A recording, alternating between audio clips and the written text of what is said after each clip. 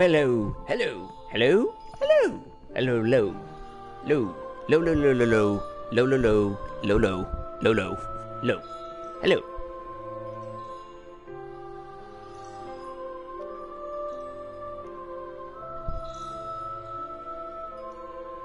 Okay. Let me know if anyone has any trouble hearing me. Let me know if there's any difficulty. Testing. Testing. Okay. I plugged the microphone into a different slot than usual this time, so I'm not sure if it's gonna work like it's supposed to. Hold on. Doot doot doot. Whoop whoop. Can you hear me? Can you hear me? Can you hear me? Welcome, Draconia Crystallis. Welcome. I'm just fetching the link right now so that we can get some people in here to enjoy what is about to go down. Look, shut up, Mini-Me on the Shut up, Mini-Me on my phone. I just need your link. A precious link. Wubba-lubba-dub-dub.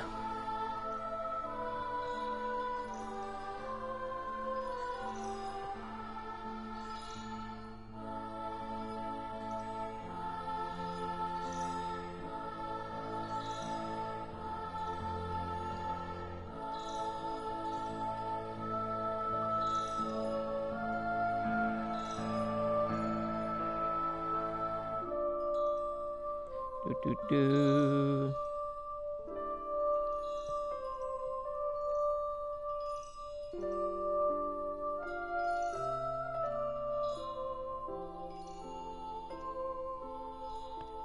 Getting links put out to people.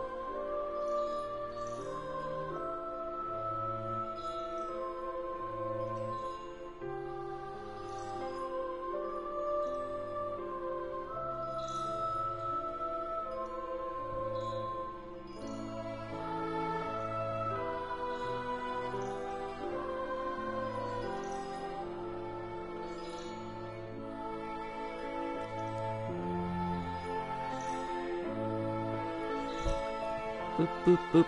Sorry, we'll get to the actual main event here soon. Still sending out links.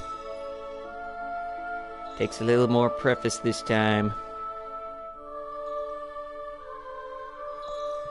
Okay, as soon as this biz is over, I need to grind for blue badges and Fire Emblem Zero so I can make Sharina a 4-star.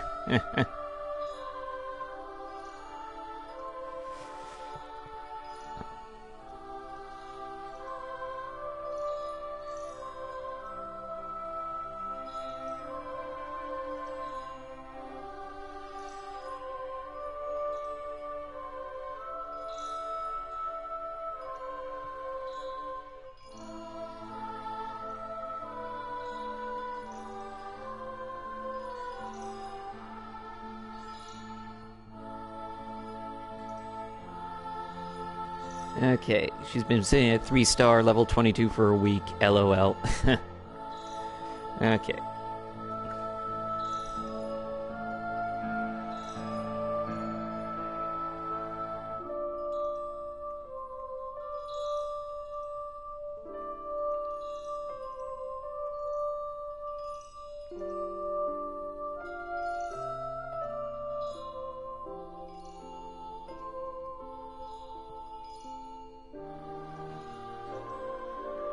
Okay, let's see.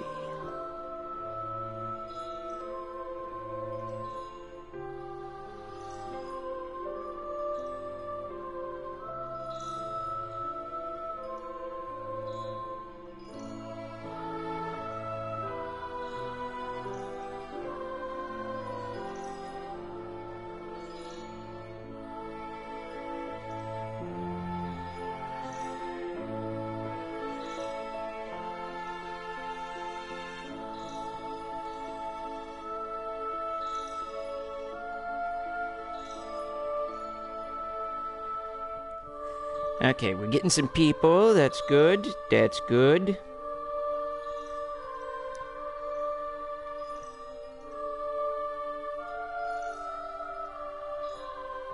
Okay, I got links sent out to everyone. Hopefully we get some people to come watch. Alright.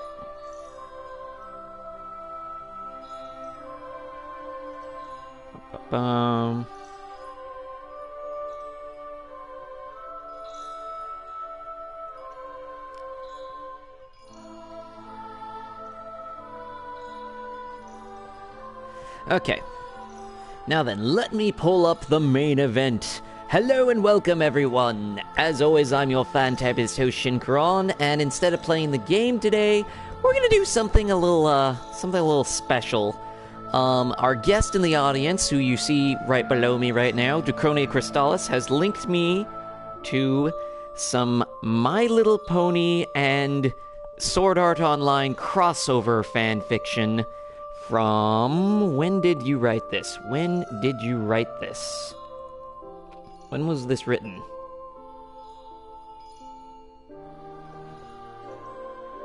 When was this written? Wow.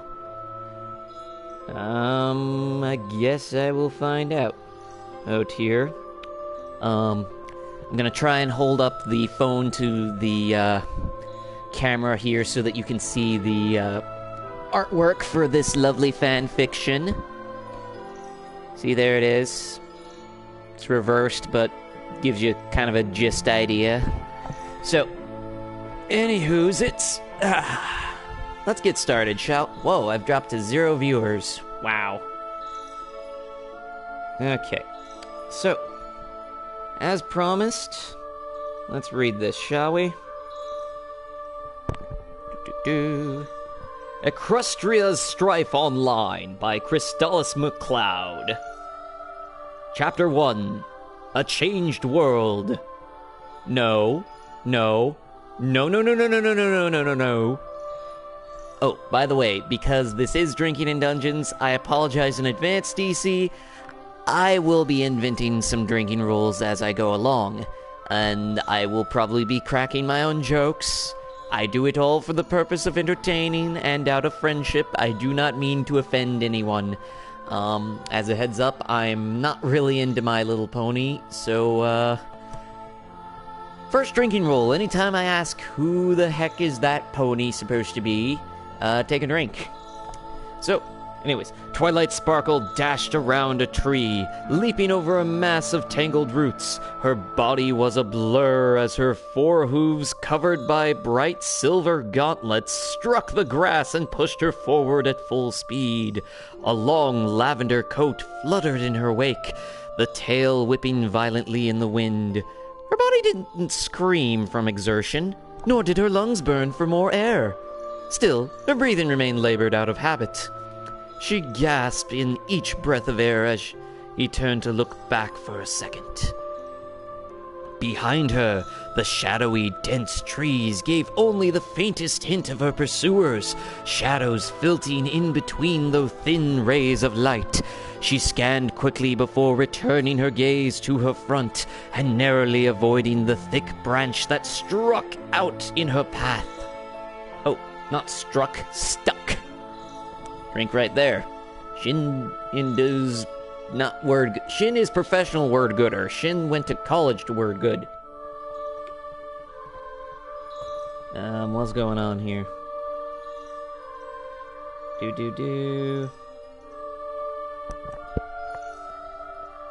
Ultra Watch. Well, thank you. Thank you for that. Thank you. Okay. So how about... Ducking down, she slid along the grass and dirt, and then put an extra burst of speed. She couldn't let herself get caught. She was strong right now, but a dozen of them were chasing her. It wouldn't matter how strong she was with those kinds of odds. They'd definitely kill her. She could not let that happen. If she could just get to Ponyville and out of the Everfree, she'd be safe. But she was a good 5 minutes away from the edge of the forest at this speed. A quick glance back again confirmed her superstitions. Not superstitions, suspicions. Blah, blah, blah, blah, blah. Words I can word good. Drink. Confirmed her suspicions. They were gaining on her. and she thought she'd done a good job improving her running skill. Still, she had some tricks that could probably buy her some time. Taking another quick look, she saw one of the dark figures start to close the gap, surging ahead of the rest of the group. With a glow on her horn, Twilight yanked one of the tree branches back in her magic and released it. A loud yell of vulgarities rewarded her ears as the victim took the backlash of the stiff appendage. Blah, blah, blah, blah. So many words. Words, I am professional word gooder. Nice. That would probably do a decent bit of damage, but would be easy to recover from. The delay was what she needed, and another peek showed that the other 11 shadows stopped to help the wounded one, but it took only a few moments before they gave chase once more. Only a few seconds, but a few seconds could make all the difference, couldn't it? Hopefully so. She couldn't afford to be distracted. As the trees whipped by, she dodged left and right at full throttle. Her vision narrowed. With the rush of the wind on her muzzle, she could see lights through the trees. She was almost there, almost to the safe zone. She could make it. She had to make it. She couldn't die before she had accomplished anything. Just as she reached the edge of the forest, 2 shadows fell from the treetops, landing in her path. The moonlight streaming from the edge of the tree line cast sharp silhouettes of their forms, the slender bipedal shapes, clasping weapons in each hand, were unmistakable. Above each of their heads, a glowing diamond-shaped icon appeared, glowing a deep sapphire that nearly matched the night sky. Okay, of each of their heads, a glowing diamond-shaped icon appeared, glowing a deep sapphire that nearly matched the night sky. Just let that sink in for a second. Just for a little bit. Just for a little. Moving on! She inwardly cursed her foolishness at letting herself be so easily routed into an ambush. She didn't stop. She kept going full gallop. Looks like the teleportation... Blah, blah, blah, blah, words, I can use them, I swear. Looks like the teleportation nullification crystal did the trick, one of the shadows said with a vicious chuckle before charging forward. A long silver blade glinted in the moonlight as it swung the broad, 2-handed weapon down over its head. Instinct kicked in, an instinct she still wasn't used to, but she had nonetheless honed in the last month. The metal of her gauntlet shifted and flowed like liquid, and an opening formed at the front of her forehoof, aiming down. Mid-step, she angled her hoof to the side, and... bang! Her body was violently pushed to the side as she rocketed out of the way of the sword, which crashed uselessly into the ground. She had evaded by a wide margin, but she wasn't done yet. Whoop, sorry. Pushed the wrong button. She wasn't done yet. The instinct boiled again, that unnerving but exhilarating instinct. A killer instinct. She didn't like it, but she needed it. Well, maybe that wasn't quite right. It was really exhilarating in the way she never imagined, but at the same time her morality rebelled against necessity. Shifting her hooves once more, she flicked her gaze to the side as the second shadow came right at her and pushed a broad shield forward for a bashing strike. Not fast enough. Bang, bang! Hello, Instinct. Can you hear me all right? Hello, check, check. Check, check. Woot, woot. We good. We good. I'm gonna keep reading. With one burst, her body shot straight into the air. The ground beneath her caved inwards from the force striking it. She rocketed up and over the shield that tried to ram her. And with the second impact, she flew over the attacker's head. Tumbling back down to the ground, she gritted her teeth against the mild pain as she tumbled and slid into the dirt and the grass. She tried to right herself, but before she could, her back slammed violently into the unyielding bark of a tree. Okay, good. Sound is fine. We have confirmation. Woot woot. She gasped as a more intense wave of pain racked her body, but it was still duller than it should have been. Her back might have been broken normally, but it wouldn't be. A light pinging rang on her ears, making her eyes instantly rivet to the upper left, to the bar that rested in the corner of her vision. A bar labeled with her name. A strip of green began to slowly tick down in time, with the high-pitched ringing in her ears growing deeper as it depleted. Below that was a full blue bar, and off to the side of the icon was a ceiling glyph. Her hit points was dropping way lower than it should, and the pain in her back spread into her side. Looking down, she saw the cause, a thick broken branch sticking out of her side. She must have impaled herself on it when she hit the ground. She would have been more worried before, but things had changed. Instead of blood pouring from her wound, tiny red motes of light lifted up from the gash in her body. The bright red mark on her side with the branch sticking out of it denoted the inflicted damage. This was the way the world had become. She still didn't understand all of it, but it was a heck of a lot better this way than actually having actual internal organs to puncture and bleed out. Ugh, that would just be nasty. Her horn lit up with a magenta light, and she grasped the intruding object. Pushing herself onto her hooves, she braced herself and clenched her teeth, yanking the branch free in one hard pull. She resisted the urge to scream as the signals of pain shot through her. She didn't let herself, though. It was only half as intense as it should be, at least supposedly. She wouldn't let herself be so weak as to be bothered by something that was only half as painful. Looks like the little pony took some nasty damage just trying to get away, a new voice called out to the side of her.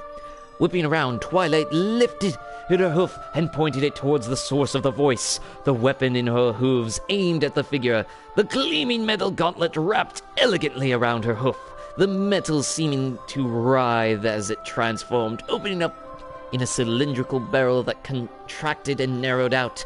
Her horn lit up, and the same light shined brilliantly in the barrel of her weapon, her Cass. Embracing that exciting, uneasy instinct, she fired. A beam shot out of the barrel, more finely produced than her horn produce. The magic of her basic telekinesis spell, the easiest magic for any unicorn, amplified and funneled. The beam splashed against a raised shield, and the defender was pushed back as tiny beams splintered out, digging into the earth below and shredding through leaves above before dissipating. A wasted attack. Desperately looking behind her, she saw the edge of the forest only a few yards away, and beyond that, the flickering lights of Ponyville. She was so close, but she hadn't gotten far enough. She heard the clattering of heavy steps and shuffling armor as the shadows that had been pursuing her caught up with her, quickly surrounding her and blocking off her line of escape. Each and every last one of them had the same sapphire icon over their heads, proof that they were her enemies. It wouldn't be easy to get around them. That crystal item they'd used on her had disabled all of her teleportation spells, both long and short range. Without those, she was likely to get herself killed, trying to break through their line. She returned her gaze to her hit point gauge. 426 out of 685 left. That was over a quarter lost. Well, only a quarter of hit points lost from having a branch impale her? Wow. What level is this pony?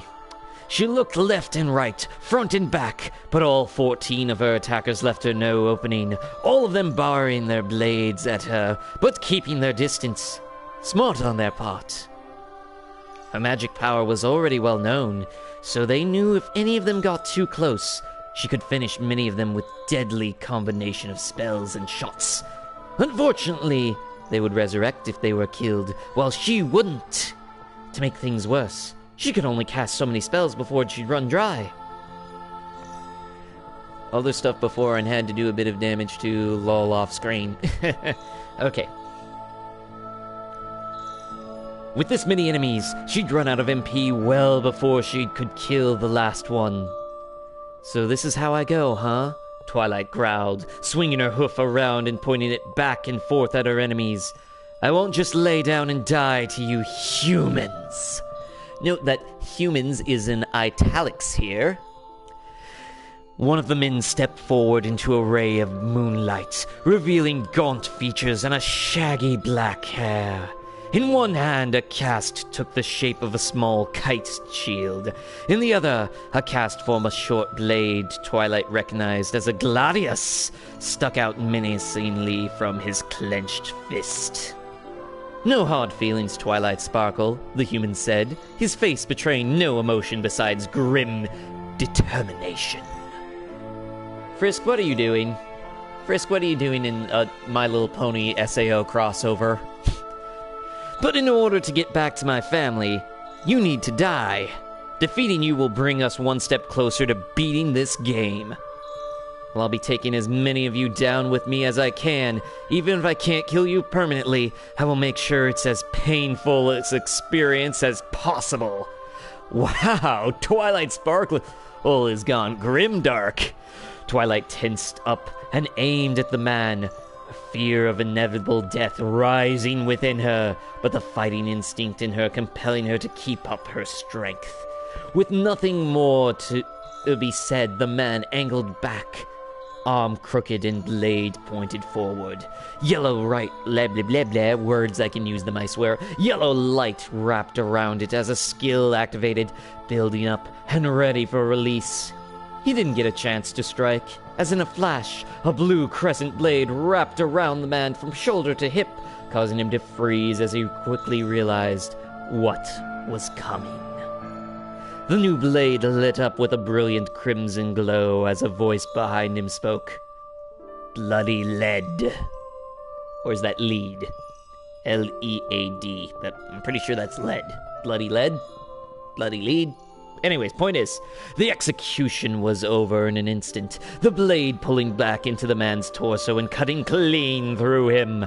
His body was cleaved clean in two, and his face twisted in pain for the brief moment before he burst into thousands of aqua-tinted shards. Standing behind the rising fragments was a new man. This man wore bright colors, which stuck out even in the dark nighttime of the forest.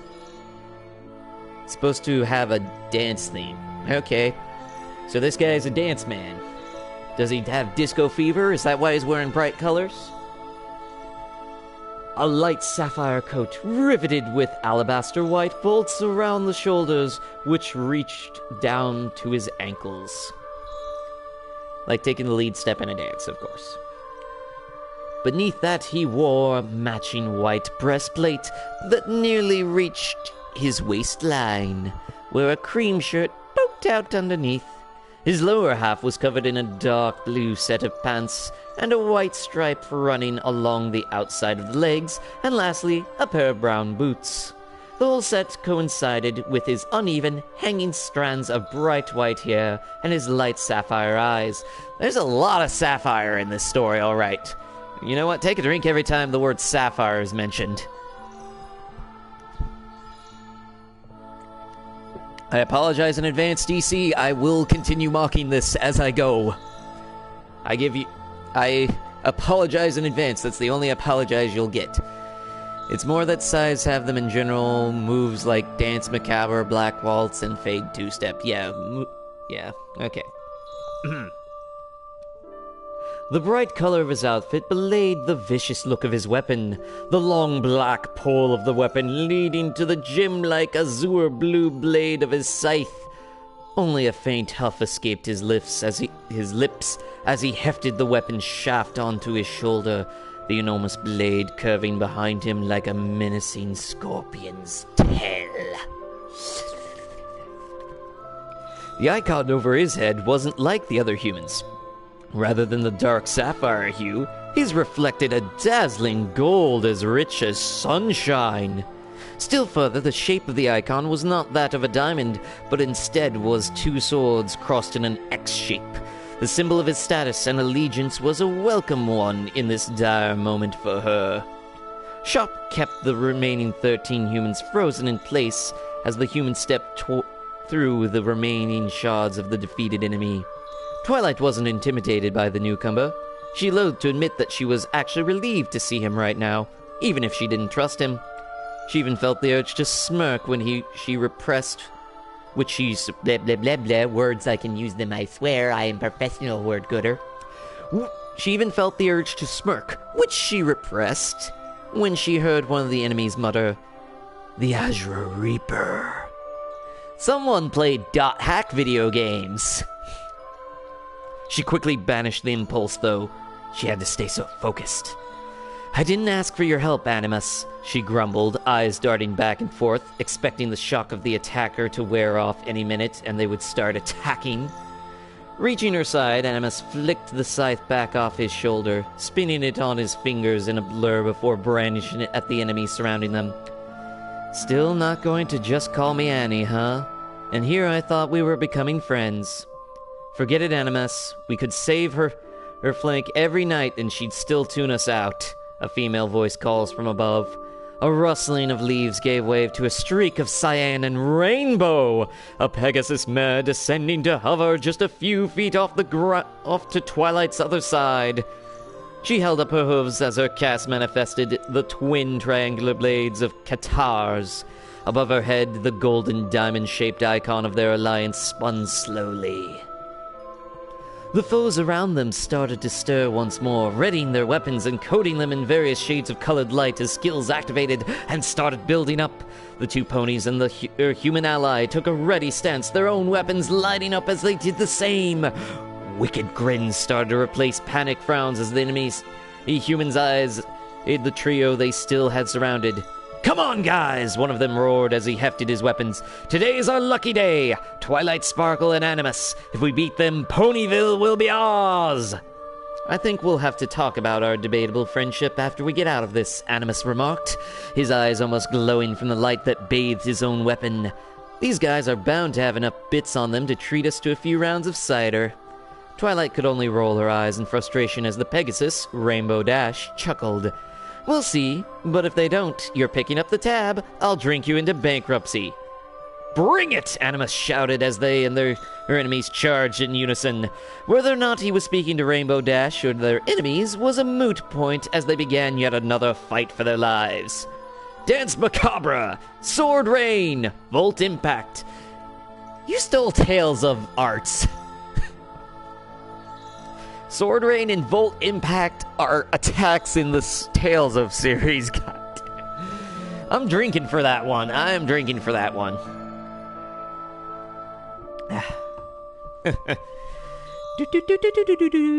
Yes, you did. He even admits it. Okay. "What the hell were you thinking going all the way up to the castle on your own?" Animus scolded the defiant unicorn between deep draughts of cider.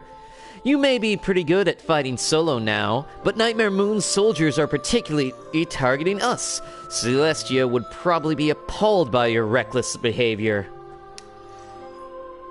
Back being in those games, I think that it's actually something, the name of one of Volt's arts in, I think it's in Zillia, maybe? I forget where it is, but I remember that Volt Impact is an art. But anyways. Moving on. "You have no business telling me what Celestia would think, Animus. You don't know her," Twilight shot back, slamming her hoof on the bar the three of them sat at. Her untouched mug of cider bounced slightly at the strike. "As Princess Celestia's pupil and protege, it's my responsibility to try and rescue her from Nightmare Moon. And that close connection with the princess is making you act irrationally and irresponsibly," Animus countered, pressing a finger against her chest, only for her to swat it away. "Your status as her pupil won't mean anything if you get yourself killed. You can't afford to go out whenever you please like the others can. We're in charge here, and our burden is greater than any of the other players because of that. We need your help here making sure all of our fighters get stronger. We can't afford to fall behind Nightmare and her soldiers. Now, I've been doing what I can to organize the everyone here. Organize the everyone here. But I can only do so much. The only pony I have helping me on the military front is Rainbow Dash, since she's the best fighter we have, but she's not that great of a teacher. No offense, Dashy. None taken, dude, the Pegasus gurgled through her mug, gulping down her fill of cider. I just use my instincts. I can't teach that. Twilight's eyes fell to the floor. Why did she have to listen to this guy? Why did every pony in this town trust him so much? Every pony. That is one thing that bothers me about My Little Pony, is the phrase every pony. I don't know why, but it bugs me. So I'm gonna drink every time that everybody and every pony switch in this story. It might not be a lot, but every time it switches from one to the other, I'm gonna drink. Anyways, he had made it clear to her what his position was, and if he had no intentions of helping her, then she had no reason to help him either. After all, over half the humans that had been pulled into Equestria, ones in every town and city all over, had been lured by Nightmare's moon promise of a way home, and taken her side. I use every pony in this sense specifically to show she's referring to pony players and not the human ones. Of course. I'm still gonna drink for it. You're not gonna stop me. Why should she believe that Animus and the other humans that stayed behind would be so selfish as to take sides against their own kind and fight them instead? It just didn't make any sense. Just forget it, Animus. You've been trying to get through to her for over a month now, and she hasn't budged. She's more stubborn than Applejack, and I thought she was as stubborn as they came, Rainbow Dash muttered dryly before downing her umpteenth pint in one gulp. She had a point. But she didn't trust him. All he wanted was to get out of Equestria, and his talk about caring about this world was nothing just that. I'm pretty sure that it was supposed to be nothing but that here. Anyways, talk. If she was wrong, though, she was effectively excommunicating herself from all of them for no reason. She'd always been on her own, aside from Spike, so it was all she really knew. But she wasn't being given much of a choice, was she? She was given this role before she could even think about it, and her instincts were now conflicting all over the place. On top of that, if Animus and Rainbow Dash hadn't showed up, she most certainly would have died. Her hit points would have hit 0, and she would have been gone forever. Not able to save Celestia, or stop Nightmare Moon, or anything. With the tension of battle gone, the terror of that thought struck her full force. As much as she hated to admit it, she wanted to believe that she could trust him. No, wait. No. For a second, that I thought that you wrote thrust, but I was misreading. Sighing, Animus stood from his seat, Rainbow leaping down after him as he tossed a bag of bits back to the bartender, who had been silently going about his business while their argument had gone on. After Rainbow trotted out of the bar, the man glanced back from the doorway and left his final thoughts with her. You know, nobody ever accomplished anything great alone. No matter how much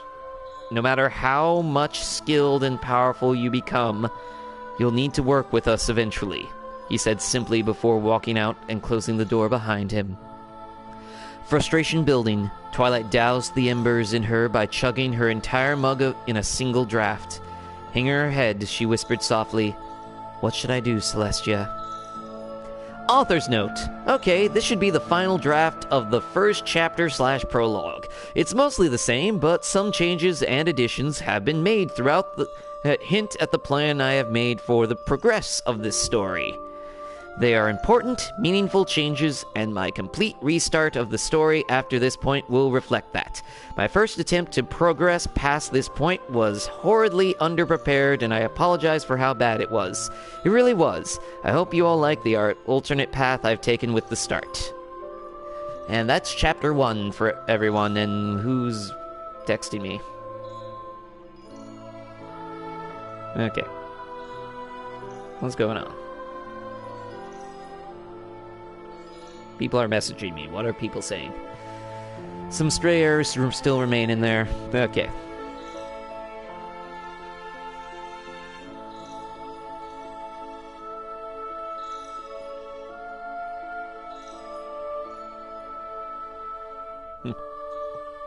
Alright. So, Anyone up for chapter 2? Or, you know what? Small break between chapters. I promised this last time, and I didn't do it, so might as well make it so that you folks at home get to at least enjoy some memories. Hollow area. That was my in media restart. In the next chapters, start howling how everything got to where it was. Okay. Counter with... Okay, recalling... Okay, here we go. This is one that we haven't done yet. Play event. Okay, I'm going to head back to Aincrad. Right, you know, I'm just going to come out and say it. I feel kind of lonely every time you leave. Don't worry, I'll be back again soon. Yeah, I know. I'll be waiting for you. Shoop. There went Kirito. Oh, he's gone. Well, I guess it has to do with where Kirito's from. There's nothing I can do about that. POH. Seems you got a pretty good grasp of the situation then. Who are you? Whoa, don't wave that thing around like that. You could take my eye out. Look at you. You're so scared your knees are trembling.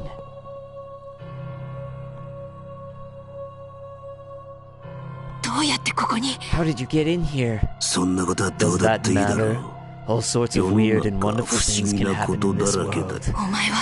You're from that guild Kirito was talking about. The Laughing Coffin. And... Oh, you've heard of us. I guess this means we're famous in this world too. Have you come to kill me? I won't make it easy for you. Whoa. Calm down. I'm not interested in killing you. Not really. That's not why I'm here. Then why are you here then? I don't know why you look so frightened. You're an orange player too, aren't you? Just like us. I am an adult. So what of it? Look around you. Orange. Here we are. All the same color. Why can't we just be friends? Nice try. I know you see. I know what you did. What do you mean? You can't tell him, can you? You can't bring yourself to tell that Peter boy. Peter? You mean Kirito? If anything happens to him... Whoa, stop it, will you? I'm not going to do anything to him. For now. Right. I think we're done for the day. I feel that we're on the same wavelength. After all, we're both orange. I understand you better than that beta who acts like the big hero. We're done here. Get lost. Okay. I'm going.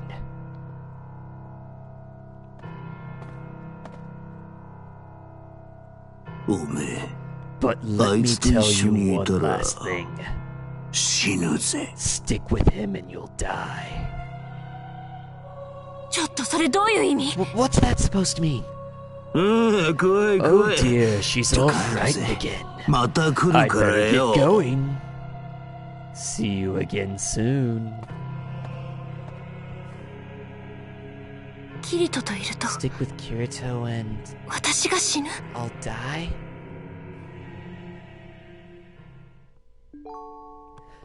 Okay. So, that's another phase of the Hollow area. Will join us for the next one, probably when we do a few more episodes. Oh wait, hold on, let's see. Memories... Others... Huh. Nope. Okay. Alright, back to the opening. Who's up for another chapter of Equestria Strife Online? Who wants another chapter of it? Show of hands in the chat. Who's up for one?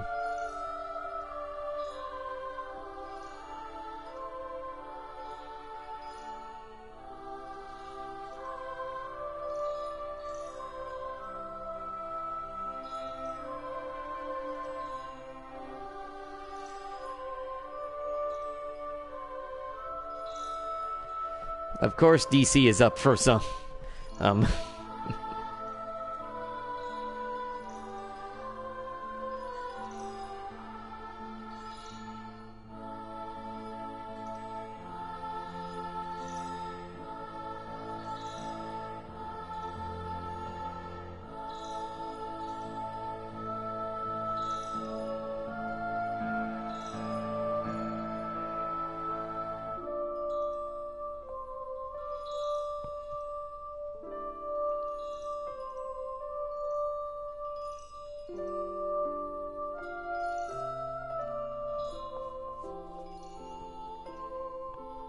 Okay, you know what? I'm gonna read another chapter.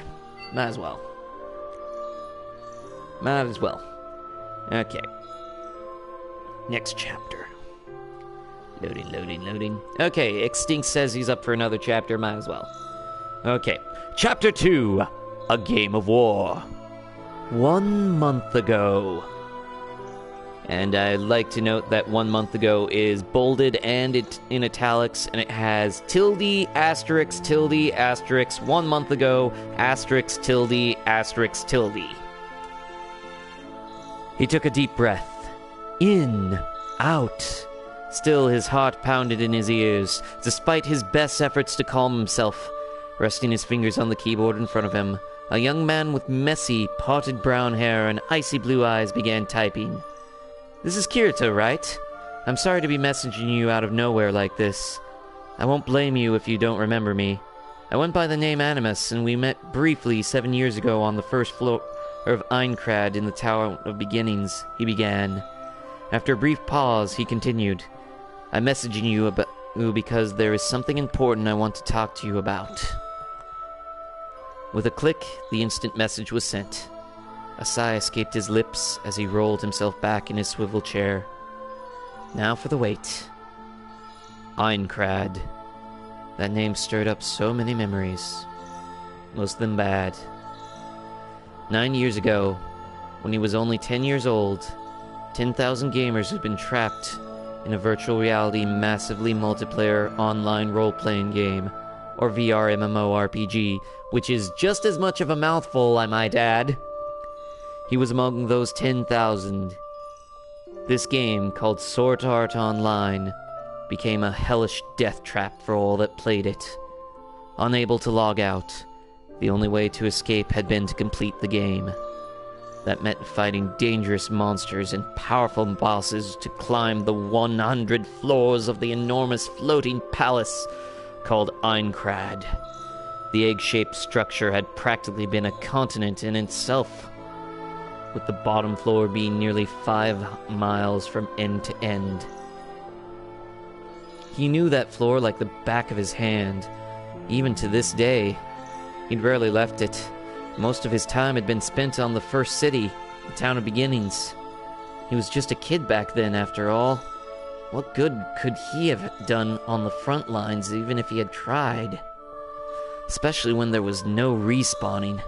A single death in the game killed the player. The virtual reality helmets, called nerve gear, frying their brains in the real world. So he just waited on the first floor for 2 long years. Talk about nerve-wracking. The person he was contacting was practically a legend. Kirito was the very one that managed to beat the game Sword Art Online. The details were never made clear, but anyone that had once played SAO knew his name. The Black Swordsman. Dual Blade Kirito. Actually, I don't think he's ever called Dual Blade Kirito. I think he's always just the Black Swordsman or just Kirito. I think in one point he is called Kirito the Twin Blade or something, but then they stopped doing that because .hack kind of had Twin Blade on lockdown. Anyways, it was hard enough deciding to do this even before taking into account just who was the only person that could give him the answers he needed. Still, he was going to do this. He needed to be able to move forward. Animus's bright blue eyes drifted over the space on his desk next to the keyboard. A sturdy gray helmet sat on the table with a cord plugged into the back, and a translucent visor in the front. The surface of the helmet was dusty, stained, and scratched up. Just above the visor were the faded letters. They were hard to read, but the word nerve gear could still be made out. A soft tone rang out much sooner than he expected. Snapping out of his daze, he looked back in. He looked back to the monitor and scooted back in. Sorry, scroll error, reading error. I like to think the name popped up in the brief period after his dual wield was discovered, or that it was used to sensationalize him. Is in the I think you got cut off early there. Anyways. Snapping back out of his daze, he looked back to the monitor and scooted back in. Had he actually gotten a response so soon? That was a pleasant surprise, and a lot better than the wait he had been anticipated. Little Animus. Well, I guess neither of us are that literal anymore, the message read. So, what's eating you? Here goes nothing, he muttered under his breath. I really don't want to ask in messages like this. I'd much rather ask you face to face. Can we meet in Eincrad? I want to go to the boss room of the first floor. Gotta say, that's a pretty odd request. What's this all about, Animus? He had a reason. What he felt was a really good reason. But it had to be face to face. In the game. In Eincrad. It was how he knew he would be satisfied. Taking another deep breath, he answered, Please, Kirito, this is very important to me. Something only you can do for me. I find it interesting that 7 years later that this is a request that he's making and apparently is going to be fulfilled. Much to the young man's relief, the pause on the other end was brief. Well, I guess it's alright. Should only take a few hours to fly to the dungeon from the town of beginnings, Kirito answered. I still have the map data too, so yeah, I'll take you there. You sure you don't want to tell me what this is about, though? He would? Yes! Kirito had agreed to take him! He couldn't believe it was so easy. He had been worried about this part all for nothing. Wait a minute. He couldn't believe it was so easy. I'm getting a little suspicious now because of that phrasing.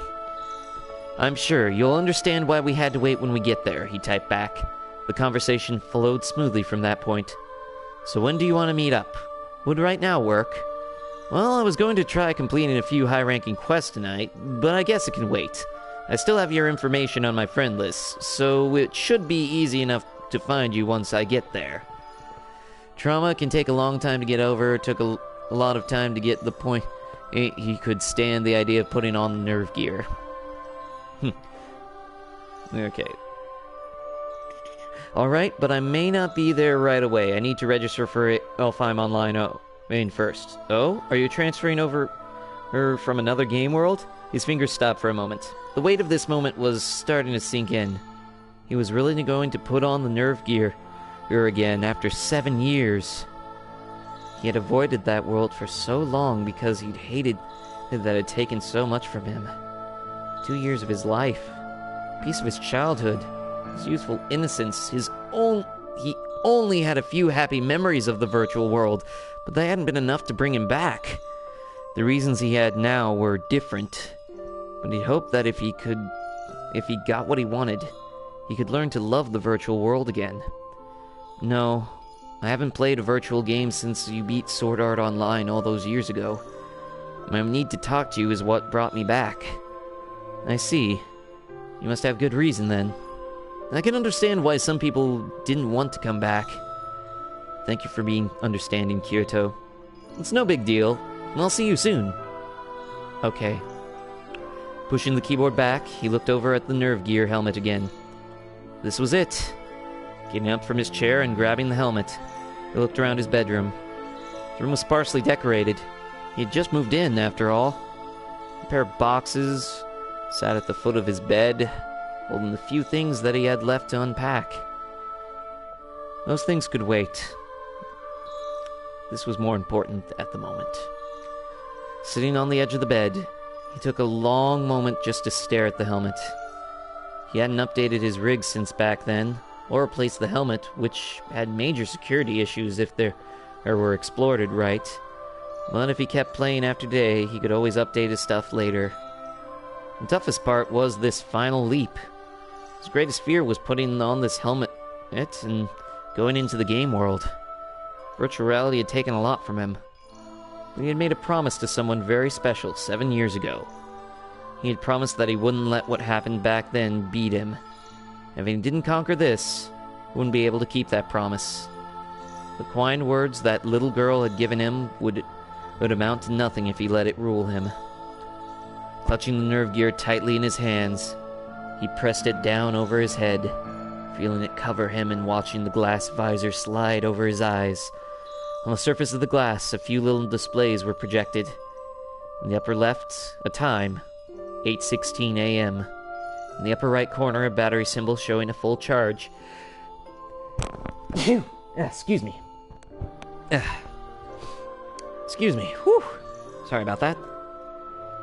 The display gave him mixed feelings of nostalgia. Lots of bad memories mixed in with a few good ones.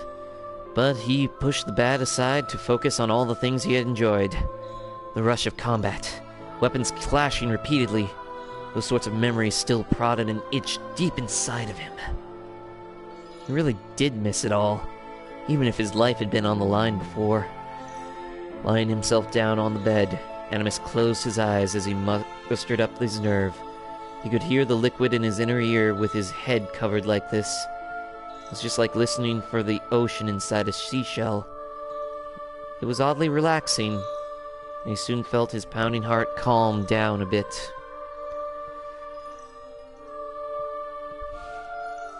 Opening his eyes to get one last look at the real world, he spoke the magic words.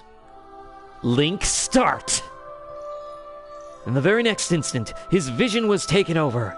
The sensors in the helmet began intercepting the signals his brain sent to his body and redirected them, simulating his stances with artificial data as he was, in a sense, pulled from his body and placed in a virtual one. Several displays popped up, confirming the connection of all the 5 of his senses, and after that, his login data was scanned from his nerve gear. Just like that, he was logged in, and was fully integrated into a virtual body, a digital replica of his real body. He wasn't in the game yet, though. Instead, he was deposited in a large vacant room that stretched in a circle around him. Almost half of the wall was taken up by a huge image of a giant tree. Not just giant by normal tree standards, like, say, a red fir tree. No, this tree dwarfed mountains that could be seen around it.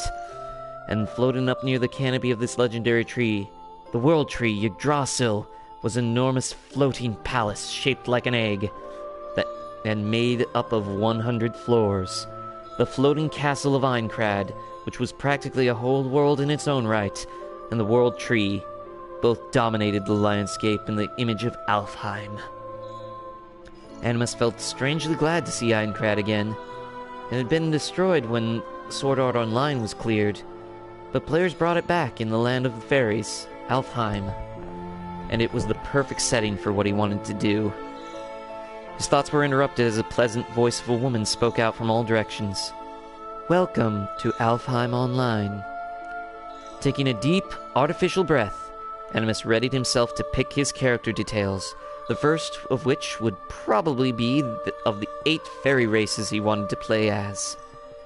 Please sit... The pleasant voice cut shut, and glitch as the image of the world tree began to flicker in front of him. A knot formed immediately in the pit of his stomach. An error? A glitch? Neither of those options made him feel very good. And his paranoia started nagging at the back of his head. His mind kept flashing back to those 2 years he spent trapped in the game where death was real. His fears only grew with what came next. Please allow me a moment to congratulate you, Animus, a playful male voice called out with a high cackle. The room around him began to flicker and fade away bit by bit, leaving him floating in an endless nothingness as the voice continued. You are the very last human selected for the honor of this... What did you say it was called? Seemed to speak in some other presence in aside. An event? Yes, a special event. Even in this virtual body, Animus felt a chill go down his spine. What the hell? Why is the program speaking to me directly? Program? Oh, dear boy. I am no program, it tuttered him. I imagine you will find out soon exactly what I am. For right now, I am just collecting players for my delightful new game.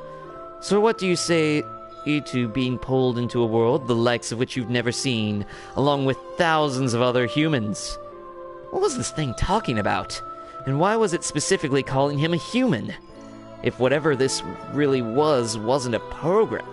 Okay, if whoever this was really wasn't a program, wouldn't it be a human too? No, none of that really mattered. Hell no, Animus shouted at the disembodied voice.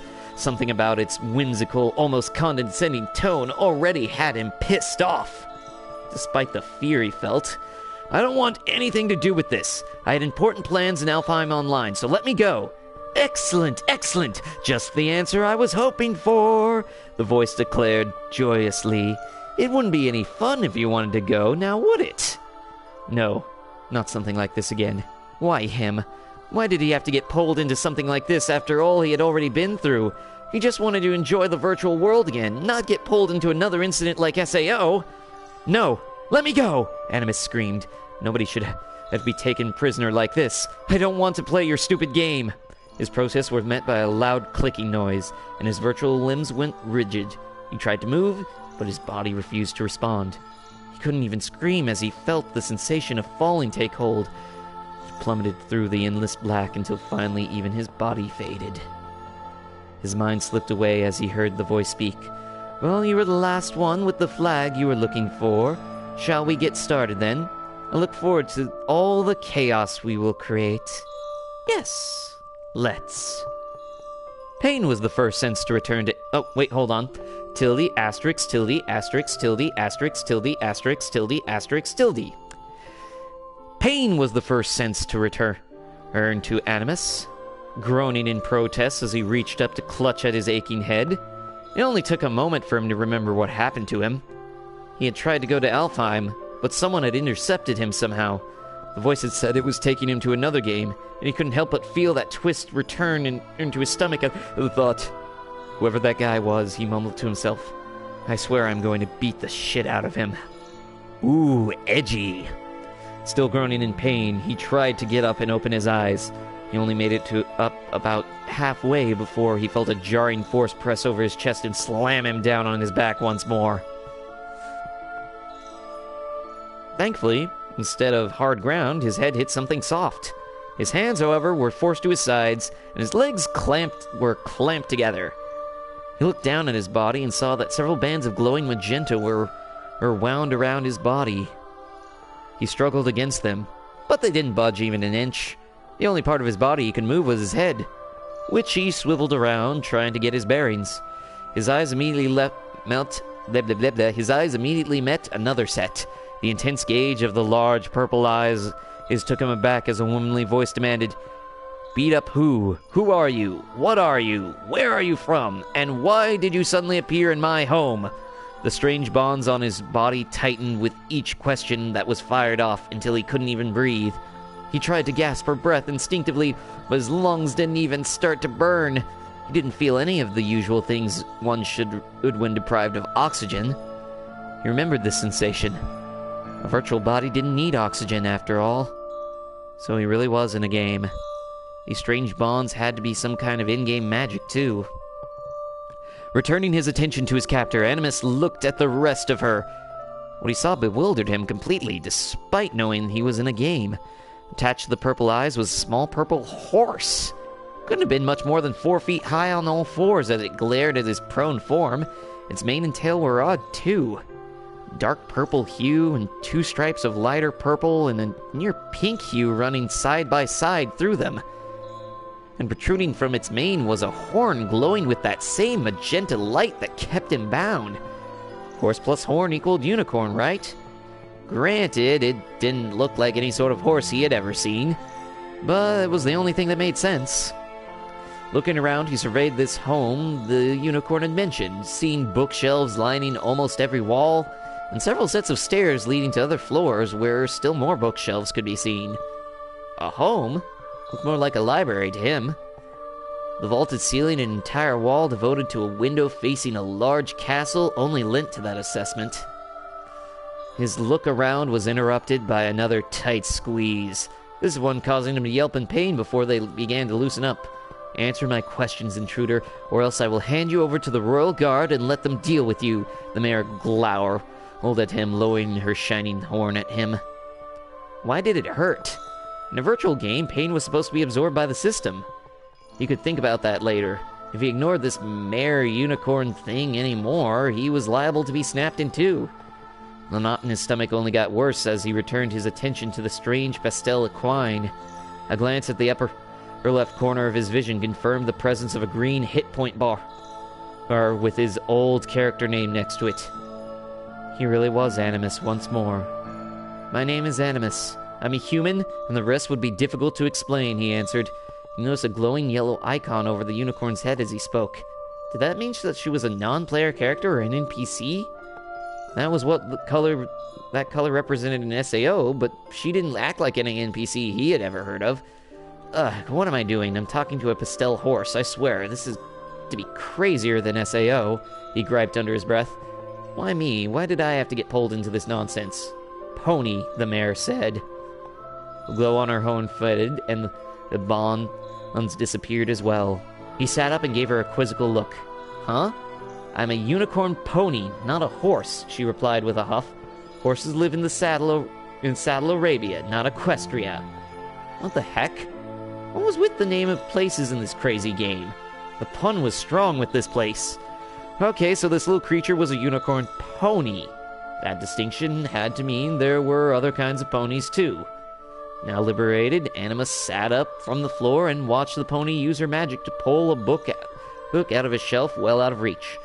I've never heard of creatures called humans before, she answered quickly, as the pages fluttered open in front of her. Your body structure most closely resembles that of minotaurs and monkeys. Curious indeed, though it doesn't explain the other strange things that have been happening. Hey, don't go off on a tangent. Why the heck did you hold me prisoner and threaten me for answers and then shrug me off just like that? He demanded. She glared at him over the top of her book for a moment before again combing over the pages one by one in rapid succession. Animus, was it? Honestly, what do you expect me to do when a strange creature the likes of which I've never seen suddenly appears in my study in a flash of light? You interrupted some important research I was conducting, and I dealt with you accordingly, she explained in a curt tone. It was nice enough to give you a pillow, too, rather than just slamming your head into the floor. From your answers, I assume you ended up in Equestria against your own will, and that you are confused. It is only logical that if you had any brains in that head of yours, you won't be in any danger to me. With another glow from her horn, a second book floated over her and opened up in front of her. Looking over the covers, Animus saw that the first book she had opened was A Guide to Primates, while the other was a history book called The Early Celestial Era. Darn it, what to do? I need to find out about the elements of harmony, but you're such a fascinating creature. I really want to learn more about just what a human is, Twilight muttered softly. It was hard to tell if she was even speaking to him specifically, but it sounded more like she was just rambling aloud. Animus was starting to feel like this wasn't some simple AI-controlled character in a game. This mare was doing too good of a job at pissing him off to be that. Snapping his fingers to bring her attention up from her books, he growled, You're right, I'm not going to hurt anyone. I just want to leave the way I came. The last thing I want is to go through something like this again. Leave? Already? But there's so much I need to learn. A bunch of strange things started happening at the same time that you showed up. And if you go, they might too. You can't leave before I figure all this out, she demanded, a frantic look in her eyes. Her ears perked, and a moment later, as though realizing something, Spike, have you found my copy of Predictions and Prophecies yet? I need to find out more about the elements of harmony, she shouted up to the higher level of the building that, aside from still more bookcases, was dominated by a large hourglass. Jeez, make up your mind already, Animus grumbled quietly to himself. Do you want to learn about humans or those element things? Getting up and walking over to a short table, he took a seat on the edge and lifted his right hand to flick it down in a practice motion. When nothing happened, he tried the left hand, and this time a faint ringing appeared, and several little icons appeared in front of him in midair. He had a feeling it was useless, but he scrolled down to the bottom icon for system options and, unsurprisingly, found his fears confirmed. There was no button to log out. He was trapped again. He really didn't know how to feel about this anymore. He wanted to leave, obviously. He was scared, angry, and everything, but most of all, he just felt numb. Staring at the menu in front of him, he just felt that deadening numbness. Why wasn't he freaked out more? He felt like he should feel more like he had all those years before, but none of those feelings came. He only felt a tiny bit of them compared to the terror back then. "I found it, Twilight, but are you sure it's safe? That thing could be dangerous," a young voice called out from the higher level, reaching to the top of the stairs at the small words I can use them. I swear I am professional word gooder. Drink.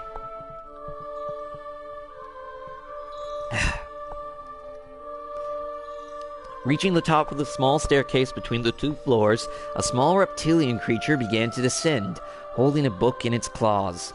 The purple reptile also had the same golden icon over its head. If Animus had to take a wild guess, it was probably a little dragon. Unicorns, dragons, heck, there were probably more mythical creatures here, though that prospect really wasn't that surprising in a game. Oh, and apparently the pony's name was Twilight. You should probably remember that. Upon meeting Animus' eyes, the childlike dragon, Spike, held the book over most of its face. He didn't take his eyes off the human as he descended. "What kind of magic is that?" he asked when he saw the menu hovering in front of Animus. This got the pony's attention. The word magic was like some sort of trigger word as her head spun around and her eyes darted between Animus and the menus. "What the hey are those? Are they related to the strange crystal-like things floating over our heads?" she asked in stern inquisition. Animus sighed. He was trapped, as far as he could tell, and he had no other option than to learn what he could about this place. That meant talking about what little he knew about what was going on, too. Maybe he could put together enough information to figure out if there was even a way home at all. A dreadfully familiar voice interrupted them, booing loudly from outside of the building. "Hello, every pony, and every human, too." Animus stood abruptly, anger evident on his face as he looked up towards that high ceiling. "That's the bastard that sent me here," he hissed through clenched teeth. He found the door and bolted for it right away, swinging it open and scanning from the surprisingly high perch. Turns out this building he was in was a tower with a winding staircase along the outside that led to the home whom he had just been inside. Outside he saw the same elegant castle he had caught a glimpse of through the window, and above that, high in the sky, was the source of the voice. An enormous image of a hodgepodge creature took up the sky. The translucent image slithered back and forth, its long serpentine body displaying parts of various different creatures, as though some sort of deranged scientist had been playing around with an entire zoo in a Frankenstein project. "Allow me to introduce myself," it declared with a grin somewhere between jubilant and devious. "My name is Discord, the embodiment of chaos and disharmony throughout this world." "Discord? But he was trapped in stone by Princess Celestia over 2,000 years ago," Twilight blurted as she came storming out of the doorway. "As some of you ponies may have guessed, I have escaped my imprisonment by Celestia. How, you may ask? Well, I owe it all to a new friend of mine. Allow me to introduce him." With a sweep of a lion's paw, Discord moved to the side for a new figure to come into view. In a billow of scarlet fabric, a hooded figure of distinctly humanoid shape appeared. Nothing could be seen beneath the obscuring hood of the blood-red coat. If Animus had a heart in his virtual body, he felt like it would have skipped a beat in shock. That cloak was unmistakable. It was the same one as the creator of Sword Art Online had used to announce the start of the game, where 10,000 players were trapped in Aincrad. But it couldn't be Akihiko Kayaba, could it? It was supposed to have died years ago when the game was cleared. If it wasn't Kayaba, then wouldn't that mean that someone else that had been in Sword Art Online? No one else would know what that robe looked like. The hooded figure motioned with its hand across the sky and spoke. "Welcome, human players, to the land of Equestria. My name is Yuto, and I have pulled thousands of you from around your world to take part in a new game of our design." The voice definitely wasn't Kayaba. Even then, from everything that had happened years ago, he wasn't the type of man to hide behind something like this. Heck, he was dead. There was no way anyone that had died would ever come back, no matter who it was. "What sort of game, you may ask?" Discord asked with a cackle. "Why, the most dangerous and chaotic kind, of course. A war game. All of Equestria has been turned into a war game where humans and ponies alike will fight monsters and each other to complete the game. Ponies, Yuto began explaining. You may have noticed the objects resembling crystals all over all of your heads. These icons are part of the grand quest of the game. The color represents your allegiance, and gray represents those who have no allegiance. There are two factions that shall be prevalent in this game. Gold is those loyal to Celestia and everything she stands for. The other, well, you will find out what the other is tomorrow morning, when the game truly begins. That being said, you may be wondering what this grand quest is and what the stakes are, Discord interjected. It's the main objective of the game and the mission that must be completed in order to win. The side that wins the game gets the greatest prize of all. The will of their leaders will be made real. Everything from power to money to returning everything to exactly the way it was, or even creating something entirely new. So it was like SAO, but with a twist. The only way out was to win the game, but if the wrong group were to win, things could just end up getting worse. Things would have been different for him this time. Staying put and waiting for someone else to win wouldn't cut it if victory for someone else could lead to an outcome he didn't like. He probably couldn't even trust these ponies. Sure, this Twilight was fairly kind to him, even if she had pissed him off a bit. But there's no telling how things would go from here. Human and pony players across Equestria must fight on the side of a faction to achieve the end they want, Yuto declared, waving a hand out across the sky. As of now, all of Equestria has been divided into territories, and for every allegiance that has a presence in those territories, there are 2 commanders. One human, one equestrian. Commanders? For a brief moment, Twilight and Animus looked at each other, their thoughts in turmoil before looking back to the sky. These commanders with special icons over their heads will have certain special game privileges, but at a price. Ordinary players, if killed in battle, will resurrect at the last town they visited. Commanders chosen by the system don't have that luxury. If they die, they will be gone forever. Furthermore, once a commander has been chosen for allegiance in a territory, and that commander is killed, all players of that commander's race within that allegiance that reside in that territory will not resurrect if they are killed. As such, your quest is that of domination. So long as a commander remains for at least 2 factions within a region, that region will remain uncontrolled. If all commanders of enemy factions in a region are killed or forced to retreat to another region, then the remaining faction will gain dominion over that region. When all regions are under one faction's control, then the game will be won, and the prize will be given. Dominion. It really was a war game. Controlling territories and maneuvering factions. Animus was reminded of an old board game called Risk that he had played when he was a little kid. Funny enough, I'm actually in a game of Risk right now. My friend Hin's on the middle ground, might want to check it out. Players must fight with their own power and grow stronger in this new Equestria. There are even monsters that now reside outside of towns and cities that can be fought to get stronger. Yuto continued, there are many other challenges that can be faced, and they will be generated by the system as the game progresses. Everything from mundane little quests to big adventures that supplement the grand quest of Dominion. In the end, though, Dominion will be achieved when the leaders of all opposing factions are toppled. Why? Twilight wondered aloud. Why would they create a war like this? Her voice was choked with worry. The weight of this situation had to be hitting her pretty hard right now. I take it ponies don't really fight wars, do they, Twilight? Animus asked, gauging her reaction. What does it matter to you? She shot back with a hint of venom in her tone. From the sounds of things, you're my enemy, aren't you? Your icon thing isn't gold, it's gray. Animus turned to the pony beside him with a level stare. He was not being hostile. At least not at this point. I may be, he answered, to which a menacing glow around her horn was the immediate response. But I may not be either. He did not say that gray is neutral without allegiance. He did say that gray is neutral, without allegiance. Bleh. Words, I can use them, I swear. Another drink.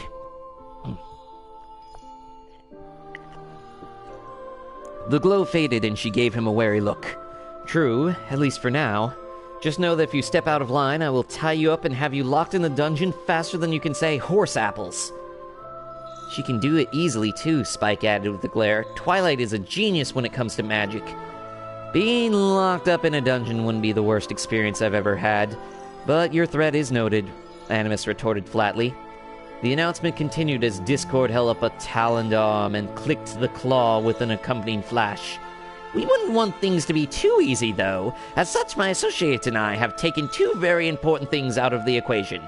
Firstly, Princess Celestia shall be indisposed for the foreseeable future, and as such she will not be the leader of those who ally with her. What? No! Twilight cried out, her head snapping back to the images covering the sky. What are we supposed to do without Celestia? Hello, Chris F. We're reading some My Little Pony Sword Art Online crossover fan fiction, courtesy of Draconia Crystallis. Tune in next week, we'll have regular gameplay. Hey, back. Anyways. And lastly, Discord continue, unperturbed and unaware of the cries. A set of pesky magical MacGuffins called the Element of Harmony have been hereby deleted from the world. Wouldn't want them ending the fun too early now, would we? Yes, that wouldn't do at all, you two agreed. And so, human players and pony players, we shall leave you all to this game. The war will truly begin tomorrow morning, so prepare yourselves and welcome to Equestria's Strife Online. The enormous image wavered and faded until nothing but clear blue sky remained. No doubt ponies and humans alike would be starting to panic. The humans for being trapped in a strange world, the ponies for having strange new creatures pop up, having their good change around them. But the sentence structure here doesn't quite make sense. Around them, and for their ruler being abducted. Animus didn't feel the panic anymore. For how scared he had been to put on the nerve gear, having his worst fears come true wasn't hitting him as hard as he expected. You're scared too? Twilight asked him. Looking down, he saw that despite himself, his hand was trembling. Not as much as I expected, he replied truthfully. I would have to be insane not to be at least a little scared. But I made a promise a long time ago to never let a game like this beat me ever again. What do you mean like that? She inquired further. What does it matter to you? He shot her own words back at her. Fine, be that way, she groaned, rolling her eyes. Turning to face him on the stairway, her wary gaze continued to survey him. So where does that leave us? Do we part ways here? Turning an equally critical eye to her, the young man thought for a moment, and somewhat reluctantly said, I think it would be best that we stick together, at least for the time being. I need to learn everything I can about Equestria, considering you live in what most would call a library rather than a study. I get the feeling that you might be the best person, pony, to teach me. In exchange, I will teach you everything that I know about the kind of game we're in now. The unicorn's expression lit up and a smug little grin spread over her face. That sounds great. If Princess Celestia is gone, then as her protege, I need to do everything I can to get her back. Spike, please gather up several lengths of parchment and ink vials for a checklist and notes, she said with a sudden surge of confidence, turning to her little helper. We'll make a list of topics to cover and go through them in order of importance. We will alternate back and forth with each check on the list between me teaching you and you teaching me. Between me teaching you, teaching me, Animus. Okay, that odd sentence structure there again. But anyways, this way we can cover as much detail as we can in a short amount of time. Spike gave a short nod and hurried back inside. Twilight followed right after, and MS stood there in bewilderment at the sudden shift in tone from the mayor. Jeez Louise, the unicorn had an academia, workaholic, and a teacher's pet written all over her. He wondered if, with a touch of dread, what he had just gotten himself into. At the same time, it gave him confidence that he had ended up with just the right pony out of any of them. All right then, he called after her as he sauntered back in. Just don't expect me to have all the answers. There are bound to be features I have never seen before, and my experience is limited.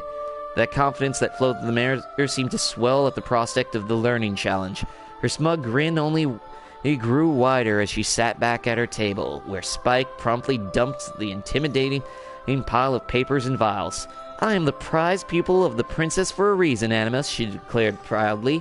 I am sure that once I know enough, I can help you figure out more that can and help both of us. As Spike walked by, Animus said in passing, she sure is handling all this well. The tiny dragon stopped and gave him a flat look. Are you kidding? She's barely holding it together. This studying is her grasping at things to do to keep her mind off the fact that the pony she looks up to and depends on is gone. Animus looked over to Twilight, watching as she pulled books off the shelves and down to where she sat comfortably.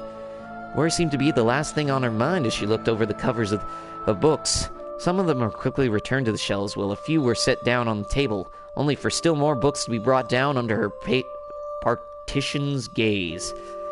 So long as she has some idea of how to move forward and doesn't have time to stop, the better off she'll be? Probably, Spike mused. Spike, find as many history books as you can on the top level. I think I left a pre-Celestian record next to my copy of Daring Do and the Quest for the Sapphire Stone. Sapphire, drink!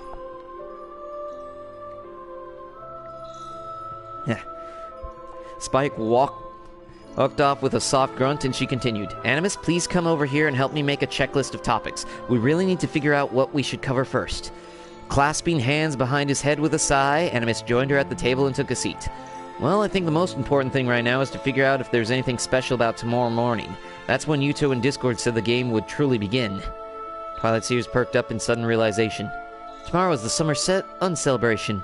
It's when we celebrate the summer solstice, the longer day of the year, and Celestia's defeat of Nightmare Moon, she exclaimed, jotted down a line on a piece of parchment and rummaging through her piles of books. Predictions and prophecies. Aha! Predictions and prophecies. I was just about to research this lesson before all the craziness started. Okay, Animus nodded. With a flick of his wrist, he called up the player menu once more. After that, I will teach you about the menu and the heads-up display. Right, let's get started, Twilight confirmed.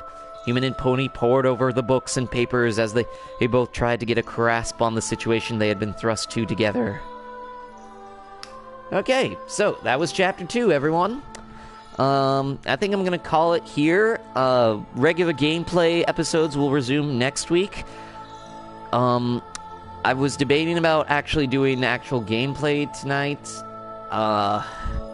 I've had kind of a pretty rough day. A rescue cat I've been taking care of for about 4 months or so now, maybe a little more than that.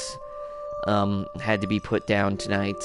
And so yeah, thank you all for joining me on a happy little distraction.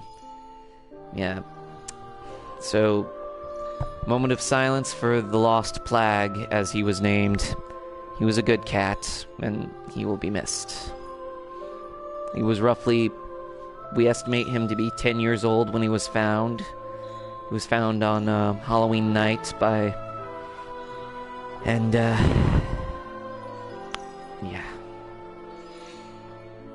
Anyways, I hope you all will join me on Thursday for Fermented Fantasy 15, which will probably be the last episode in that series, barring DLC and such. And as always, please, suggestions are always welcome. So thank you for Draconia Crystallis for being such a good sport about me poking fun at your fanfiction. I'm not sure when you wrote this. Maybe you were very proud of it. Maybe maybe you cringe at hearing it read out loud. Either way, I'm having fun. Which surprises me, considering I'm not really all that into My Little Pony. But thank you all for joining me in a happy little distraction, and we will see you next time. As always, like, comment, and subscribe. And join us again on Thursday and next week when we hope to have proper gameplay again. Bye-bye!